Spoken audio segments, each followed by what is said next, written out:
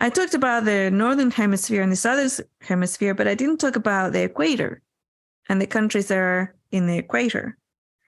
And my experience in the equator was radically different. They do have like season in quotes, right? Because they have a rainy season and a dry season in Ecuador, at least, which is in the equator. That's why they call it equator, or vice versa. I don't know how it came about. But what was really impinged in my attention in Ecuador when I spent time there was that throughout the year, the sunrise was at 6 a.m. Throughout the year, sunrise 6 a.m., sunset 6 p.m. Period. Throughout the year. When it gets dark, it's dark fast. Yes. At 6 p.m., dark. Boom, it's dark. Yeah, 6 a.m., boom, it's light. And the seasons, it's like the rainy seasons, the dry seasons. And I wondered about that because it felt like it was an expectation.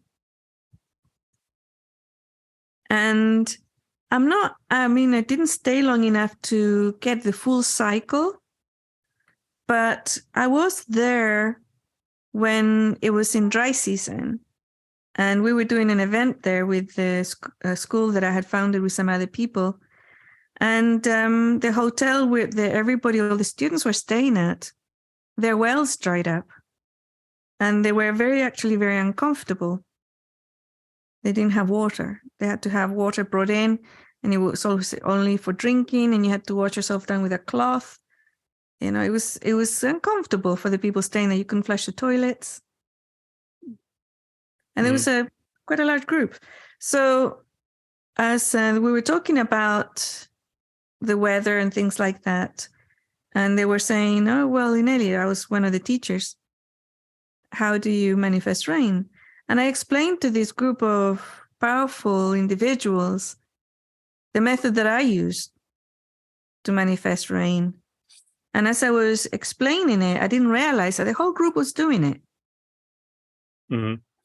And as I was talking, suddenly it got dark and the rain came down. And it came down hard, right? Really hard. And oh my gosh, it was a disaster because it was a dry season. But also I think it filled up their wells, right? The water wells. And the next day or that day, I can remember when Daniela and I were leaving. And as we left, the rain followed us. We crossed the whole country to get to the airport. And you had to take like 6-10 hour drive in a taxi to get to the next place, and then a little plane to get to the bigger plane and stuff like that, right? That sounds terrible. Unless you're adventurous, I guess. And as we were traveling, we could see the clouds coming with us and the rain falling. And there were mudslides and all sorts of things and everybody was like, it shouldn't be raining now. This is not the rainy season. It's supposed to be fun if you're driving. Right?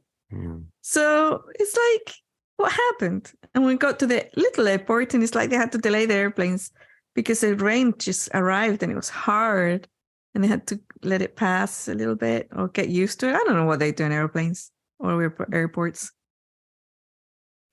So all these things, is like, how come if it's so set in stone, we were able to alter it so radically, so fast? To me, that indicated that it isn't set in stone, that is part of the human collective or the other natural nature agreements, that there's a rainy season there and a wet season there.